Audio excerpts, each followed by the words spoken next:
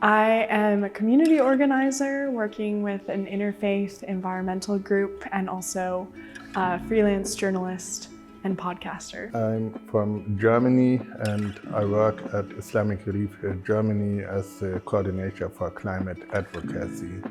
I'm active in a youth organization which is called Youth for Nature and Biodiversity Conservation Union.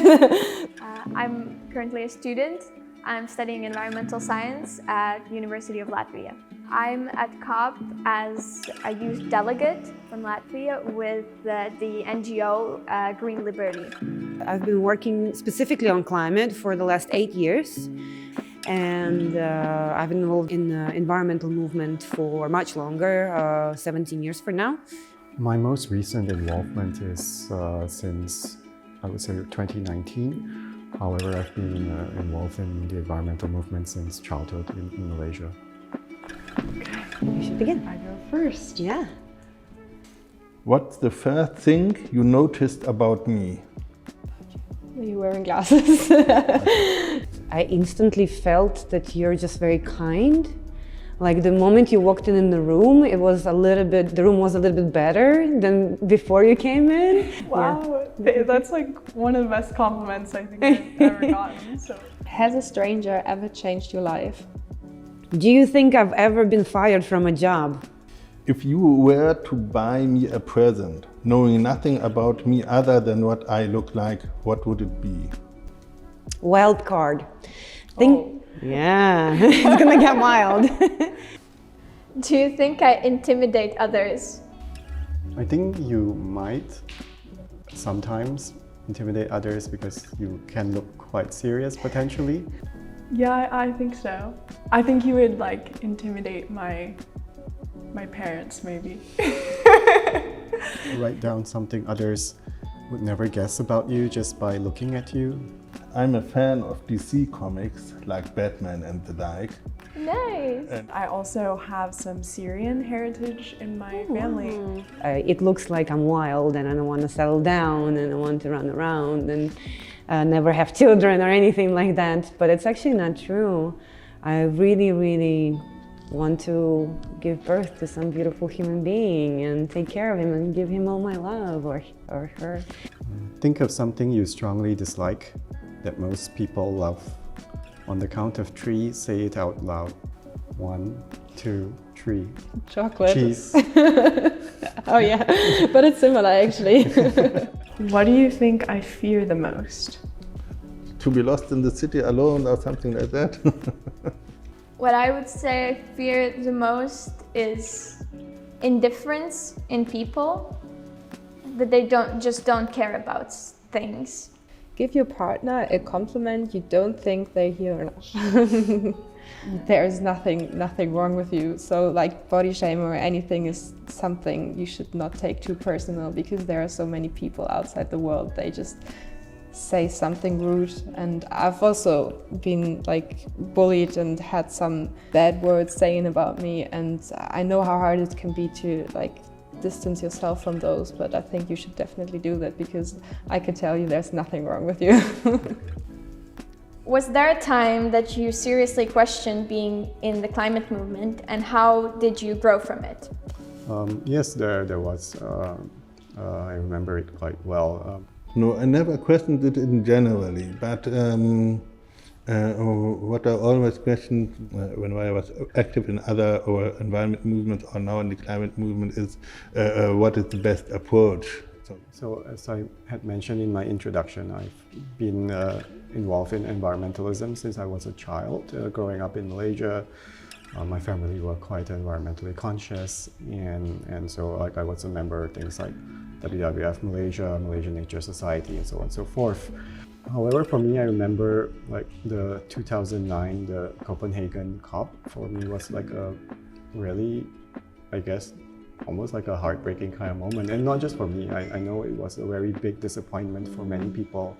At that point in time, I was just about to finish high school and go on to university, and I remember I was, for me it was heartbreaking, and I kind of, I would almost like kind of felt like some amount of despair as well. As like I thought, oh, nothing's going to change, nothing we do is ever going to make a difference. What world do you want?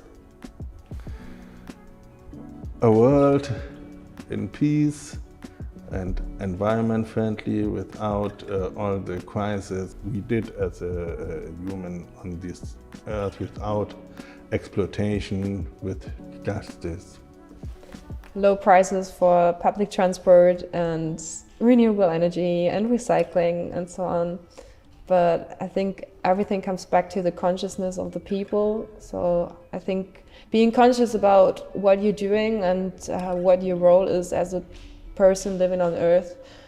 What's one experience while being a climate activist you wish you never had?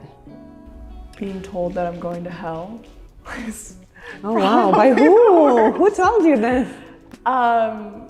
Someone who saw me in a TV segment. I was speaking on the grounds of, I come from like an evangelical faith tradition. Being someone who says like climate change is real, it's a huge threat to our world, to our communities, and as people of faith, like we have a responsibility to care about this, and and that's why I do what I do. Like to know that someone who claims the same faith that I do would feel comfortable writing that down and sending it to someone they don't even know is like horrifying. And how do your family feel about your climate work? My family always supports me whatever I'm doing. They keep telling me that I should calm down sometimes and not doing too much, but I think it's just still super important and it's something we cannot run away from. Mixed feelings. Well, my family's in Russia, and being an activist in Russia is not a safe thing to do. My family was always afraid for me. I tried to introduce shampoo bars rather than bottled shampoo. And my dad was like, oh, we're gonna wash hair with sand in a couple of years.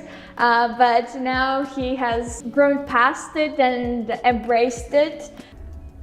each player write a message to the other, fold and exchange, open only once you two have parted.